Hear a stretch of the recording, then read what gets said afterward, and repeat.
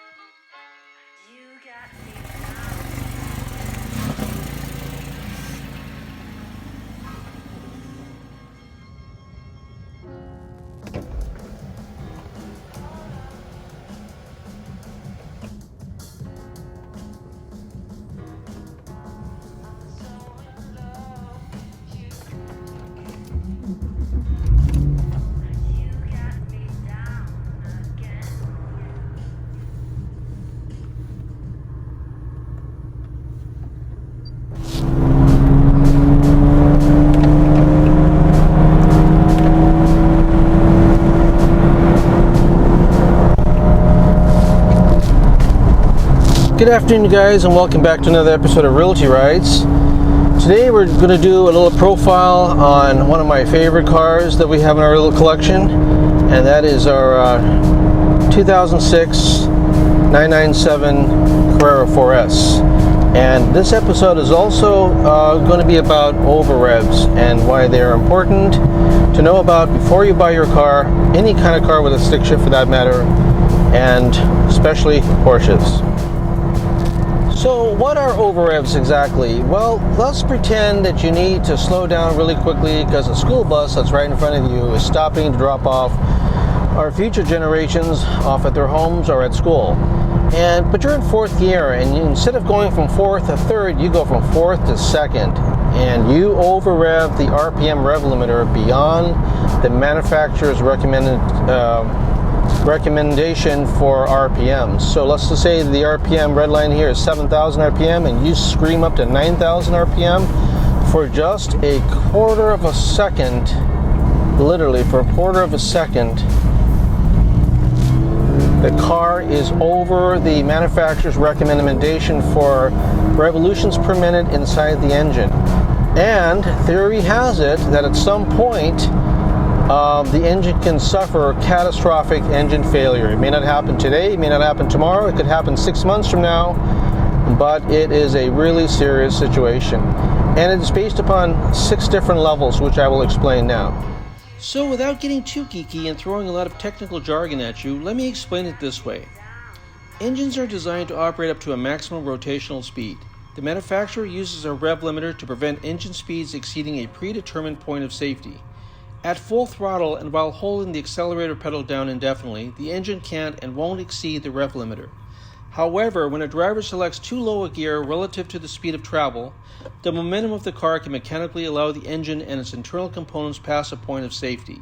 When this happens, the engine can fail or be damaged, leaving it susceptible to future failure, or in some cases instantly by valves hitting a piston. In modern cars, the rev range is stored in the car's ECU, or better known as the engine control unit. The ECU records and stores engine ignitions at or past a car's limiter. Porsche 911s are 6 cylinders and have 3 ignition pulses per engine revolution, and are recorded as a cumulative total throughout the car's life. There are 6 ranges. Ranges 1 through 3 records ignitions at or just below the limiter. 4 through 6 represent increasingly higher speeds. If you see any numbers presented in ranges 4 through 6, then you might need to pass on the car or have it carefully inspected by a qualified mechanic. So how does this happen? Well, there are many reasons, and mostly are by accident, especially if the driver is not familiar with your high-performance car. So a good rule of thumb is to get a pre-purchase inspection, a PPI, done by a reputable shop, and get a printout from the ECU and have the mechanic explain and suggest what to do next. If there are zeros in ranges 4 through 6, then my mechanic told me the car is fine. But if there are numbers, then you might want to pass. On the 3 cars I initially looked at, all 3 had high numbers in ranges 4 through 6, so my mechanic told me to keep looking and get as perfect of a car as I could afford without these issues. Ultimately, we got this car that we have now, and it had zeros, and everything was what we wanted. You just have to have patience. So, think twice next time you want to use a valet parker or let others drive your car.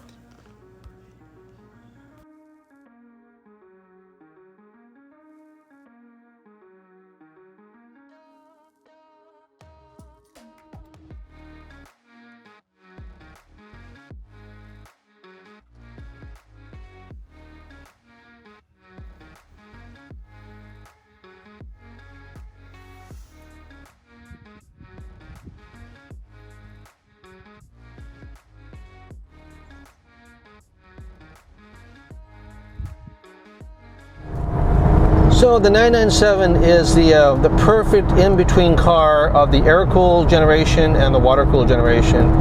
It is, I think, my own opinion, this is one of the last of the pure analog modern Porsches.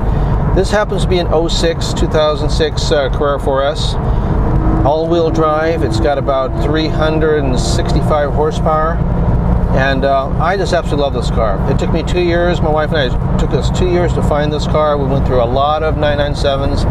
And I specifically wanted the 997.1 over the .2 and over the 991 series. It was also a cost factor. And the fact is that this particular model still has the rawness of the older 911s.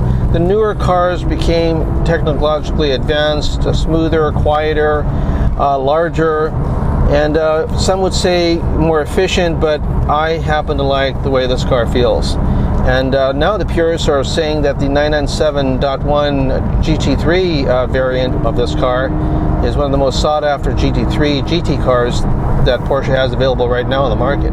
So the 997 has got the beautiful lines of the older mid-90s air-cooled 993 style, and yet it has the modern technology to a point of a much more modern 911. And for me, it's like the perfect 911. It, yes, there's the controversy with the bore scoring, which happens in a few cars, and also the IMS bearing, but the IMS only related to about 5 or 10% of the 996s, which was the predecessor to this car, and the earlier model of the 997, which was the 2005 model, and then that ended in the middle of the year. And actually, it was a really easy fix. When you did a clutch job, you can take care of the IMS bearing at that point. It costs a couple $1,000s, and you have no longer an IMS issue. As far as the 06 cars, the upgrade was a much larger IMS bearing that Porsche said was solved the problem. And so far, there have been very, very minimal, very little amounts of IMS and issues with these with these newer 2006 models. So, but the thing that you need to remember is you got to drive these cars. You have to drive them like they're meant to be. Don't baby them. They're robust automobiles, just like the air-cooled car I profiled about a month ago.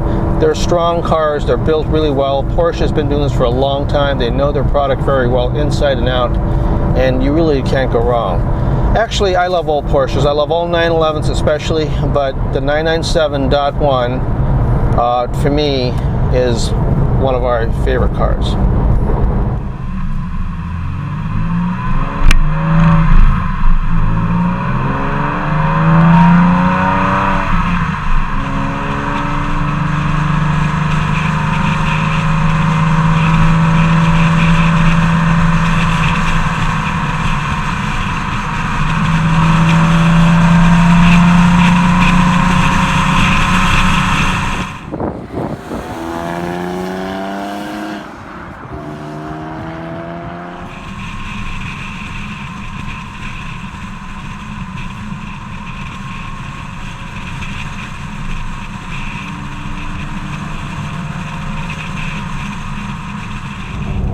What a beautiful day for a drive, man.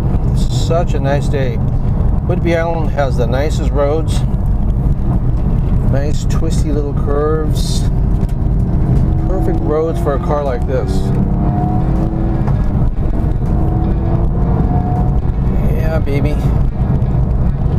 Porsche, accept no substitute. Whoa, a little bright.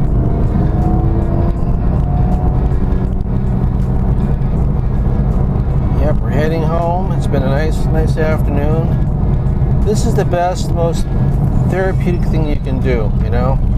That's why you don't, when you buy a Porsche or a Harley Davidson or a cool motorcycle, you don't need to go to therapists and talk to doctors.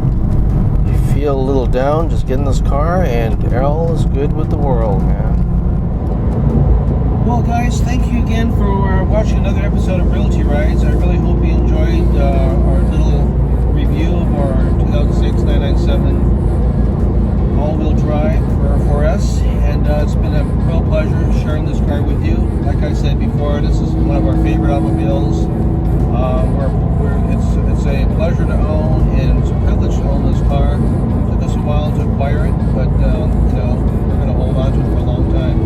You know, there are faster cars out there, there are more expensive cars out there, but you know what? This one, like I said, meets all the criteria and all the boxes, and we absolutely love this car. So I hope you guys are enjoying the content we've been creating so far. I will be doing more house profiles coming up, more motorcycle-related videos coming up as well. The bike that we're having wired up and worked on is being worked on with Bull and Mirrors as we speak, and we should have it back in about a week or two. I told them not to really rush it because there's a lot of motorcycle seasons coming up, and a lot of people are getting their bikes worked on.